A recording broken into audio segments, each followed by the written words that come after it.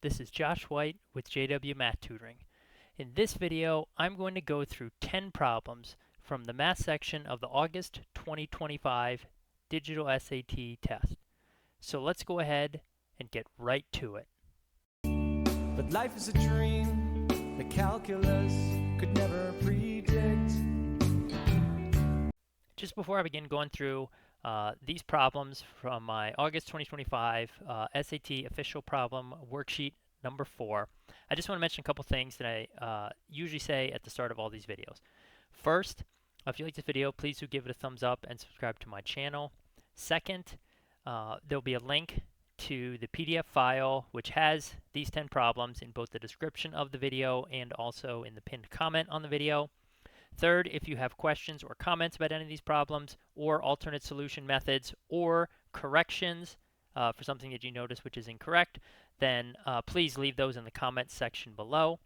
And lastly, I've gathered these problems from Reddit and also a couple from Discord, and I've tried to make them as realistic as possible. However, there may be slight differences between a problem you see here versus a problem that you got on the August 2025 exam if you took that.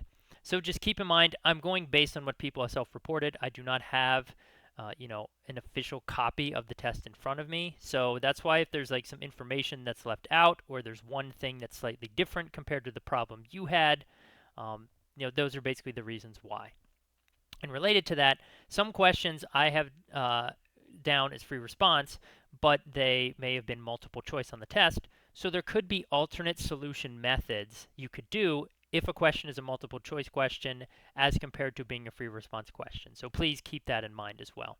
Oh, and the other thing too, of course, if you haven't done so, check out the videos for problem set 1 and 2 and 3, which are all already posted on my YouTube channel.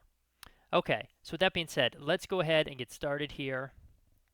August 2025 Digital SAT Math worksheet or problem set number 4. The first problem, you have a scatter plot. It has 9 points graphed in it, and there's a line of best fit. And this question wants to know, okay, you take one of the existing points on it, and you replace it with another new point. What could be the equation of this new line of best fit? All right, so you can see the original line of best fit, kind of like fit to these 9 points. And then what's going to happen is the 5, looks like it's about 512 point, is going to instead go down here to 50. So what's going to be the end result? Well, basically what's going to happen is to account for this point that's like way far below, or maybe on the test you had one where the point was like extremely far above the line of best fit, is the slope of the line is going to change to accommodate that. So in other words, down here at 50, this new point is going to pull the slope down, and so instead it's going to get slightly flatter. I mean, this is most likely an exaggeration. It's not going to be that much of a change. But the point is, it's going to, basically the slope, which is positive, is going to decrease. All right, that's the overall end result to account for this point down here. So the way I would approach this is I would go, basically I would find out an approximate slope for the existing line of best fit and then compare that to my answer choices. So for example, here's a point that looks like it is about roughly 5, 12. And then over here at the y-intercept, we have a point which looks like it is about 0, 7. All right, so now if you just go ahead and calculate the slope between those 2 points, you get, wait, I'm not doing this correct. What am I doing wrong here? 11, 12, sorry, it's 5, 13. Why did I say 5, 12? It's 5, 13. I even have it down in my notes here. It's 13 minus 7, which is 6 on top, over 5 minus 0, which is 5 on the bottom. Okay, the slope is 6 over 5, or 1.2. Okay, that's the approximate slope of the current best fit line with this 5, 13 point put in there. All right, so if the slope is going to decrease, now if you look at the answer choices, there's only one answer choice that could realistically be it. Okay, and it's going to be this one right here. because this is the only one with a slope which is less than the existing slope. Like moving a point down here will not cause the line to get steeper, and that's what's happening in A and D and in C. All of these slopes are greater than this estimated, slope. So therefore, it has to be B by process of elimination. But now let's actually look in Desmos and see what would actually happen if we tested out by doing this. So what I've already done, just to save time, is I've gone ahead and I've already graphed out, I think, what the actual equation of the line was that I used to generate, this line of best fit, which is 1.17x plus 7.16, okay? So what you're seeing, let me just zoom out here a little bit so we can get a better, okay. So what you're seeing on the screen now is not the actual points here, but it's basically not the points from the scatter plot, but the points that are on this actual line itself. And I'm going to show you, okay, what happens if we take the 513.01 point away and we replace this with 5, 0. And then we'll do a regression and we'll just confirm that the slope does in fact decrease. Okay, so let me just slide this up because I need some more room. What I'm going to do now, I can't copy this table because this table is being autofilled. So technically I have to make a new table. And you don't need to do as many points, but just for demonstration purposes, I am going to do this. And now I'm just going to basically copy all these points down. Okay, except at 5, I'm going to make its y value 0. And then everything else should be the same. Okay, so if we look on the graph over here, notice there's a bunch of red points and there's only one black point where it's, and I'm also just, to avoid anything, let me see here. Oh, that's just x. Okay, so I got x1, y1. Now, when I do a linear regression for a line of best fit, right? Y equals mx1 plus b. Okay, so what happens? First of all, notice the slope decreases. So that for sure happens. But also the b value shifts down as well. Okay? So the y-intercept goes down, but the slope also goes, the slope decreases, it gets flatter, but it also causes the entire graph to shift as well. So both of those things happen. Now, the problem is, if you go back and look at the answer choices, right, only one of them has the slope decreasing compared to the existing slope, the estimated existing slope of 1.2. However, technically both B and C have like the y-intercept value decreasing as well, i.e. like shifting down. So you can't use the y-intercept result solely to like eliminate all the answer, 3 wrong answer choices and just get 1.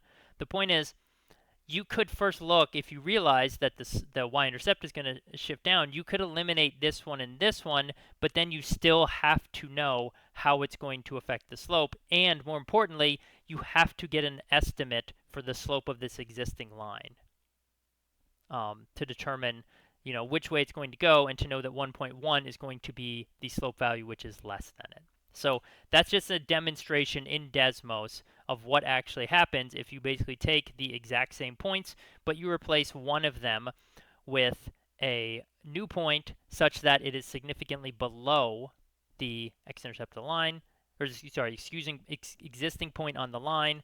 It causes the slope to decrease, and it causes the y value to decrease as well. Now, just hypothetically, let's say instead of 5.0, let's say it went up. Say it was now going up to like 5.26. And now you can see the opposite happens. The slope increases and the y-intercept increases. Okay? So they both go up. So just if you had the opposite question for this, where the point was above the line, you would expect both the slope and the y-intercept to increase. Okay. That was a long problem. All right, let's look at the next one. 18, number 2, we have a fourth degree polynomial here, and they tell you it has a factor of this where a and b are integer constants. That just basically means that it can be factored. What's a possible value of a plus b? So there are multiple ways you could do this. One way to do this is just to go ahead and just factor it and be like, okay, well, it's x squared, and let's see, it's going to be plus and plus. 63 is probably going to be 9 and 7. I mean, I don't know, but we'll just, rather than 63 and 1 or 3 and 21, but we'll start with 9 and 7. And let's just pick, okay, 2 and 4 and see if this works. So let's check. 9 times 4 is 36.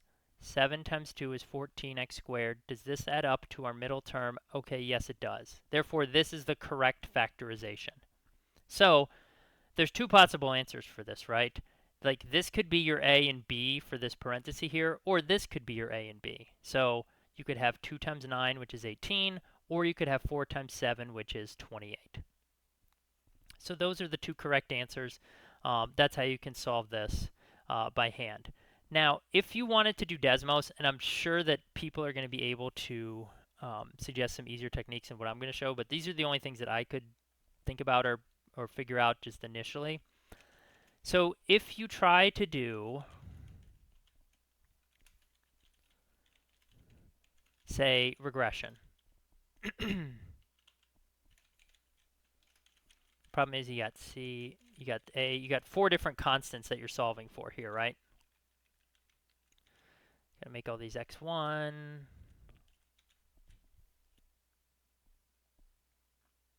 Okay, so this is obviously not correct. I gotta put in x1 equals.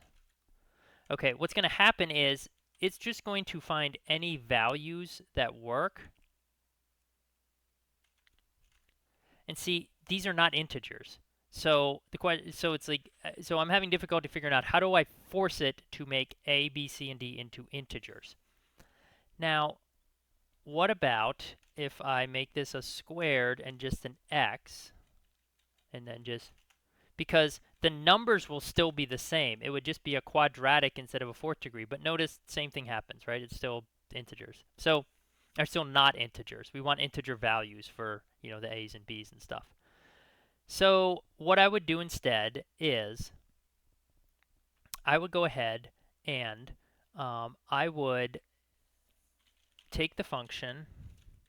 This is the only way that I figured out how to do it entirely in Desmos. And okay, so you graph the function, and you're looking at this graph, and you're thinking, okay, well, I'll look for the x-intercept values. You can use x-intercept values to get to factor a function. Okay, except in this case you can't, because notice there are no x-intercepts. Because notice in the factored form here, right, you get basically 2x squared equals negative 9 if you try to solve it, or 4x squared equals negative 7. They're all complex answers. They're complex numbers. So it doesn't, you know what I'm saying, that doesn't help you. There are no x-intercepts. So what I said instead was, let's just turn it into a basic quadratic. Now, so in other words, these parentheses are now 2x plus 9 and 4x plus 7. Now there are x-intercept values. So notice here, okay, I export these values, right? Negative 1.75 and negative 4.5. So essentially that means if I was going to write this in factored form, and again, I'm using the quadratic technically, not the fourth degree, but it would be like x minus negative 4.5 and x minus negative 1.75. So first of all, the two negatives become positive. So make it a plus. Then I'm going to convert each of those to their fractional equivalents. Get rid of this, get rid of this, and actually since I want it to be positive, let's just get rid of the negatives. Okay, so we got 9 halves and 7 fourths. So it's like x plus 9 halves and x plus 7 fourths.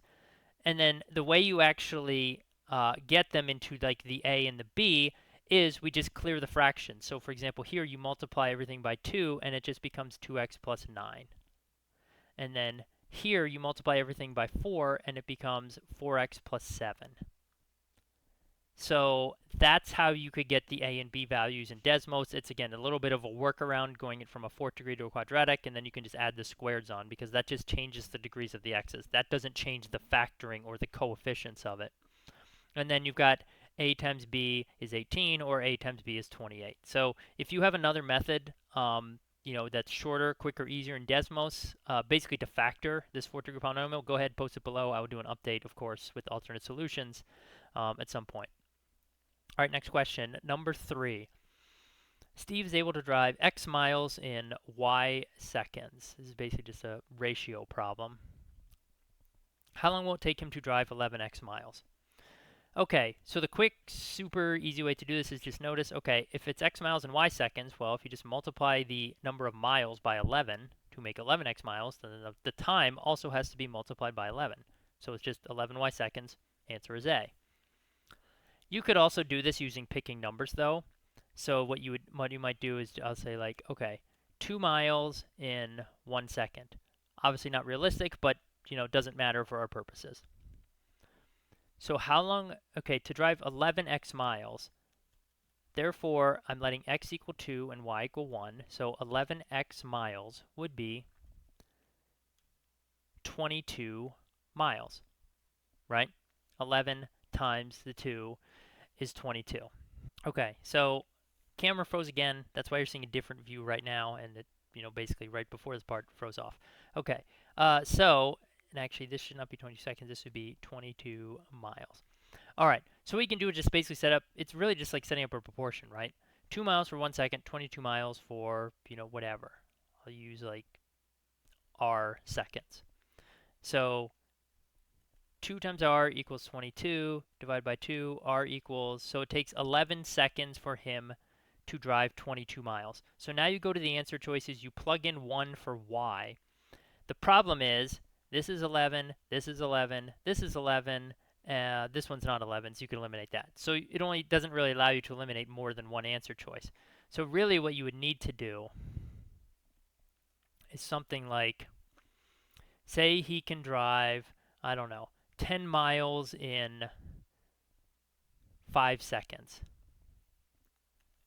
All right. And now, how long would it take him to drive 22 miles? Or sorry, it's not going to be 22. It's going to be 11 times 10, 110 miles. So now, you would cross multiply, and you get 10r equals 550, and you divide by 10, and it's going to be 55 seconds. Okay? So now you go through to the various answer choices. You plug in 5 for each of these. 11 times 5, 55. 11 divided by 5, not 55. 5 over 11, not 55. We already eliminated D, but D would be 11 times 10, which is 110, times 5, that's 550. No. Okay, so this way you can confirm it's A. Again, probably not the most efficient or easiest method for this problem if you understand the theory behind it, how it's just multiplying the y by 11, but it is an alternate approach you could use.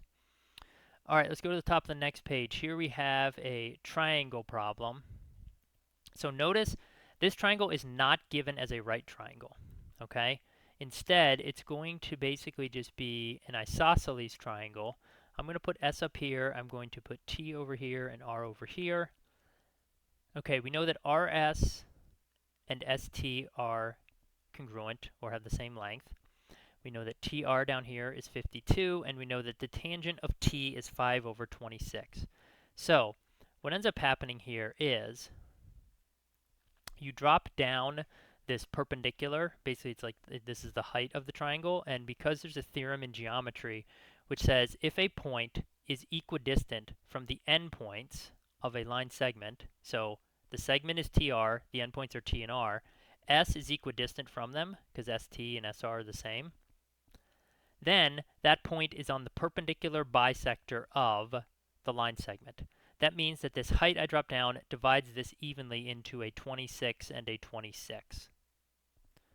Thus, this allows you to determine that the tangent of T is basically the height over 26, and since we know it's equal to 5 over 26, therefore this side right here is 5. So what's the area of the triangle? It's just 1/2 times the base, which is 52, times the height, which is 5. Half of 52 is 26. 26 times 5, I believe, should work out to 130. So the correct answer for this one is 130.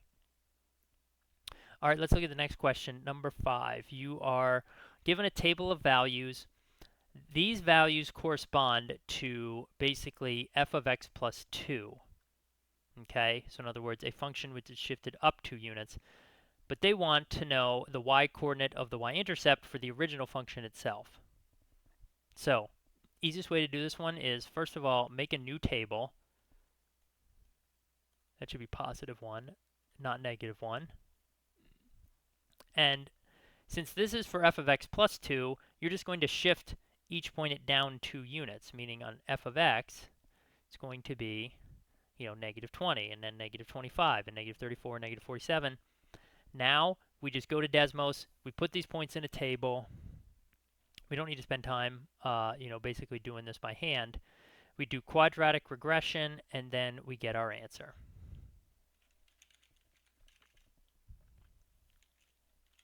You could also use, by the way, if you, I'll mention this in a second, about using the original points.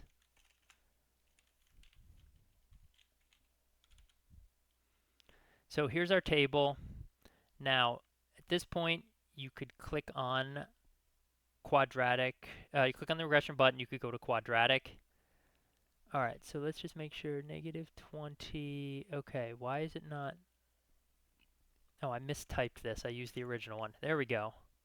No, negative 34. Yeah, I missed the last 2 points I read off the original one. Okay, now we have an r squared value of 1, so this is perfect. Okay, so a couple problems though. Yep, no, actually no problems. What's the y-coordinate of the y-intercept? Well, the y-intercept is, so you have to zoom in here because there's multiple points. Right here, not this one, this one. Negative 19. That is our answer. That's what you would report. Now, you could also, of course, in Desmos, you could manually type out the quadratic regression statement. That's how I usually do it, meaning I would just type y equals ax1 squared plus bx1 plus c. The reason that you would do this is also you could take the, and I'll show you, you could take the original points and like this is going to be for your function and then plus 2, meaning shifted up 2 units. Okay, so 1 second here. Let's put this in correctly. Okay, so notice the ax squared plus bx plus c, this represents f of x. I've just added the plus 2 on to account for the fact that this table corresponds to f of x plus 2.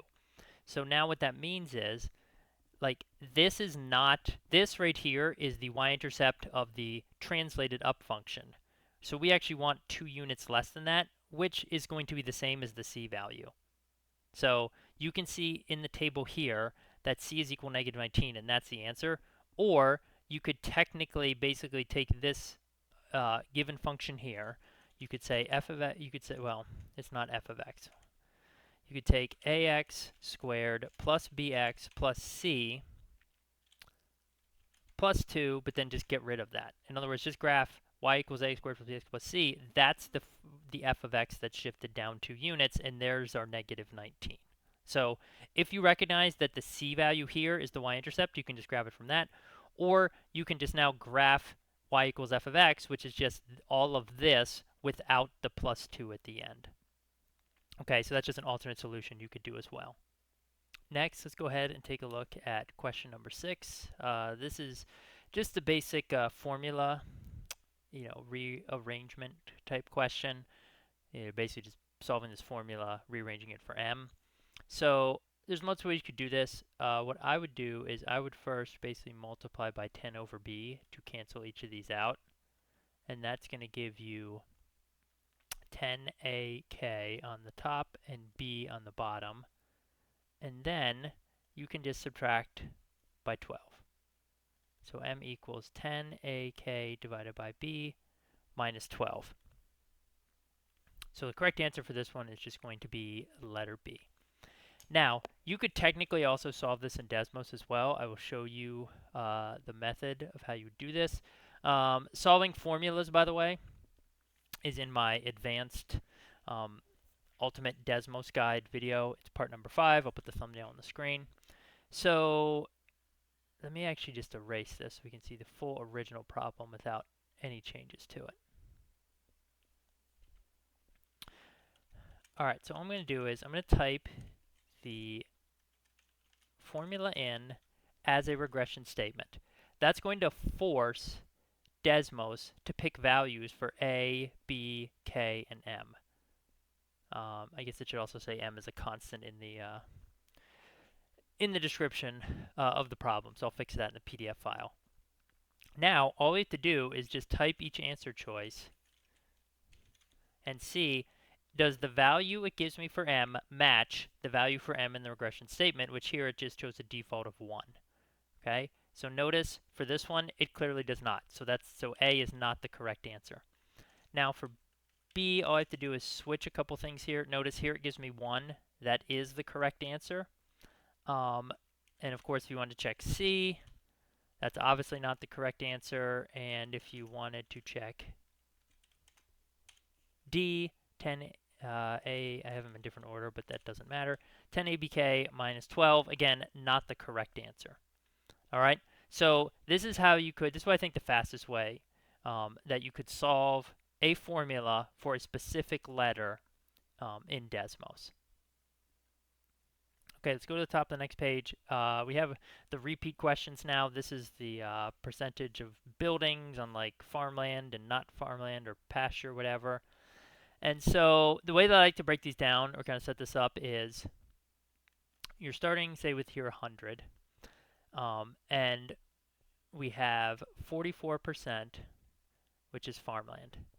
And then we have the remaining percentage, which is open prairie. So I'm just OP open prairie. So that would be basically 56% because, 100 minus 44 is 56. Okay, then of the farmland, 19.5% is occupied by buildings. So over here, buildings, 19.5%. Non-buildings, technically doesn't matter for our purposes. It'd be just 100 minus that. I guess 80.5, I think. And then same thing for the open prairie. 13% buildings, and the remaining 87% non-buildings. But again, for our purposes, that percentage is irrelevant. Doesn't matter. What percentage of the overall piece of land, is occupied by buildings and rounded to the nearest whole number? So basically what I have to do is, now for this little tree that I've drawn, we're going down here and down here to give us the percentage of buildings which are on the farmland. And then we also go down the other side here and here. That will give us the percentage of the open prairie, which is occupied by buildings. And then essentially we're just adding them together. Now I'm using 100 because we actually want to enter the percentage in. We don't want the decimal equivalent. So that's why it's going to be 100 times 0.44 times 0.195. And then the same thing for the open prairie. 100 times 0.56 times 0.13. So this right here is the percentage of the open prairie. Well, percentage of buildings, percentage of the land which is open prairie and has buildings on it. And this is the percentage of land which is farmland and has buildings on it. I multiply both by 100 to turn them into their equivalent percentage, not to keep them as the decimal. And then I can add them together to get my final overall answer. So let's just go to Desmos and do that. So let me clear this out. All right, so I've got 100 times 0.44 times 0.195 plus 100 times 0.56, 0.13. All right, let's scroll this up. So I get 15.86, and the way that I've worded this, I've said rounded to the nearest whole number, so the answer for this would then be 16. Okay, so again, it's 15.86, but then you round that to 16. So the way that this question is worded, the answer you would type in, again, would be 16, representing 16%.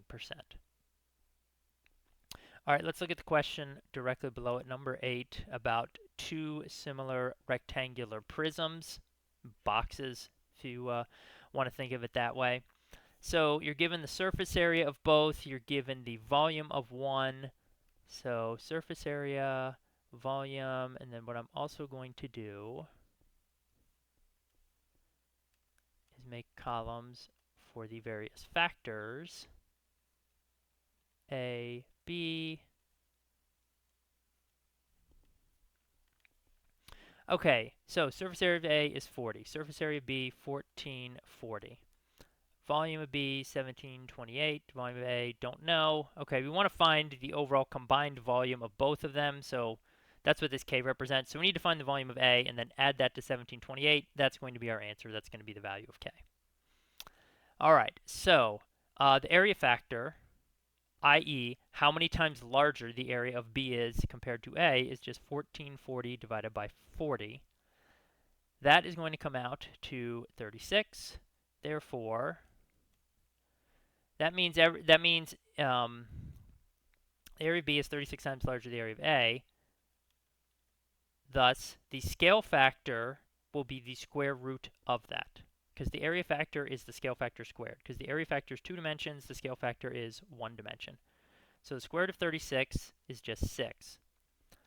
That means then that the volume factor will be the scale factor cubed, or 6 cubed, 216. Thus, so this is 216. That means the volume of B is 216 times the volume of A. Okay? So in other words, volume of A times 216 equals volume of B. Or really, take the volume of B, divide it by 216. That is going to be your volume for A. So let me just go to Desmos. Just do all these calculations here just to confirm. So we get 1440 divided by 40. Okay, that's the area factor. Then we take the square root of the area factor. That is the, I'll call that the scale factor. Then we have the volume factor, which is the scale factor cubed. And then we're going to take the 1728 divided by the volume factor. Okay, and that gives us a volume for rectangular prism A as 8.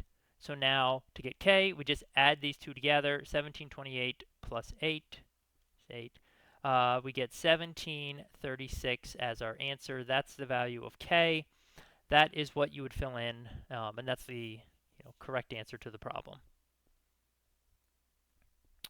All right, let's look next now. Question number 9. Here we have a quadratic. We're told it has no real solutions, and we want to find the minimum value of B.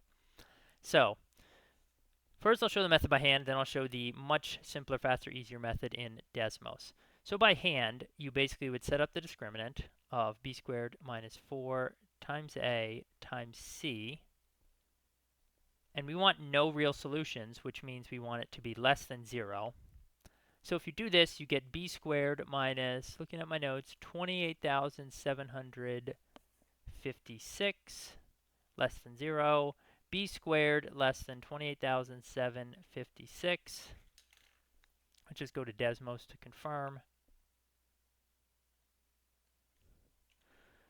So it's going to be 4 times negative 38 times negative 188. Yep, 28,576. Looks like I just am misreading my handwriting. So let me fix that.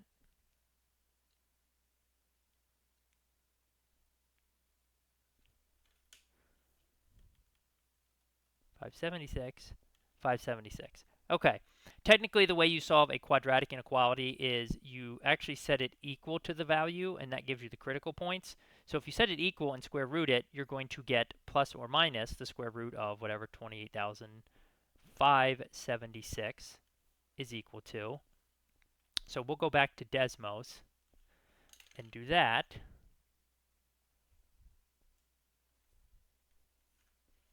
And just as a shortcut, I'm just going to raise this to the 1/2 instead of, oh, because it's negative, I have to put, hold on. Gotta put, there we go, parentheses around the whole thing. Okay, so it's taking the, this is just a shortcut to take the square root of the entire value without, because I didn't type the square root symbol in initially. So I get 169.04. Okay, so that means essentially what's happening is, then you set up a number line, so you've got, and you got plus or minus 169.04. Negative 169.04. Okay. Now, basically you pick test points, and we go back to the original inequality, which is, say, like this right here.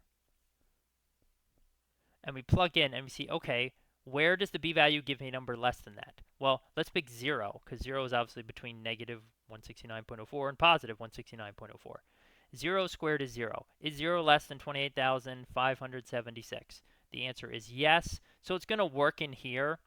it is equal to 0 right on these boundaries. And if you check numbers, to the right and to the left, you're going to see they don't work. You plug in 170 and square it, it is not going to be less than 28,576.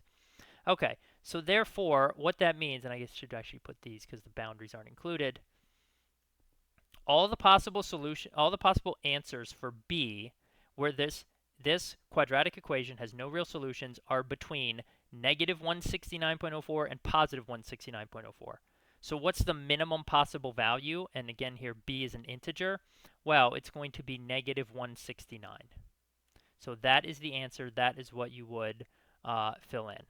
Notice, if it asked for the maximum possible value, then you would just do positive 169, okay? But that's not what this question is asking for. This question wants a minimum, so minimum would be 169. Positive would technically be maximum would be positive 169. All right, so let me just show you. There's two ways you could do this in Desmos. First, you could use a slider. But the problem is, because the numbers are quite large, like if you start here 10 to negative 10, you don't see anything on the screen. Like it's like way down here. You know what I'm saying? Not moving very much. However,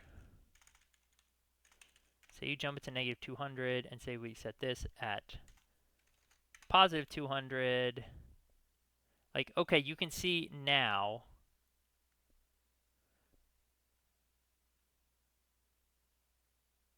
Right, at 170, there are two real solutions. Then at 169, it looks like there's one real solution, but if you actually zoom in on it, it is technically below the x-axis, meaning this is the smallest value of B where there are no real solutions. So this is just confirming we have the right answer. So you could use this method in Desmos with the slider, but I would not. It's not my preferred method. And then also what's going to happen is if I make this positive, notice it just flips the side, but it still is right below the x-axis. And then if you increase it to like 170, notice then it jumps above, and now there are real solutions. So therefore, this just confirms 169 is the max value, negative 169 is the minimum value. Okay, but here's the approach that I actually like to use because I think this is faster and quicker and easier. You first take the original given function, okay, and if you have terms on the other side, you have to move them over and get it equal to 0. You graph that function as f of x. By the way, this is also in my Ultimate Desmos guide. It's in, I believe, part 11, but I will put the correct thumbnail up on the screen just to confirm that. Then the second function you're going to graph or define is g of x equals 0. Okay, that's always the case. Then we're going to use derivatives, or specifically calculus. And what we're going to type is, and this is just, again, a thing you memorize, f of x1, and you have to have x1 because we're doing regression, f prime, and when I say prime, really it's the apostrophe right here. So it's f apostrophe x1. That is the derivative of the f of x function. If you have not taken calculus, don't worry about what it is or what it means. That all goes in a bracket because I'm really setting up a system of equations here. Then, second bracket, g of x1, comma, g prime, again, which is g apostrophe of x1.